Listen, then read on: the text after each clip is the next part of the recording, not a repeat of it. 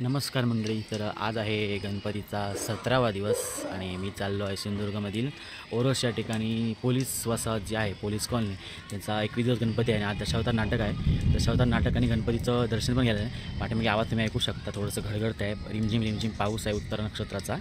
आणि तरीसुद्धा जातो आहे मी, कारण दशावताराची खूप आवड असल्यामुळे. संयुक्त दशावतार नाटक आहे, ते नाटक पाहायला जातो आहे. हा मिनी ब्लॉग तुम्ही बघा आणि आवडल्यास लाईक, शेअर आणि सबस्क्राईब करायला विसरू नका.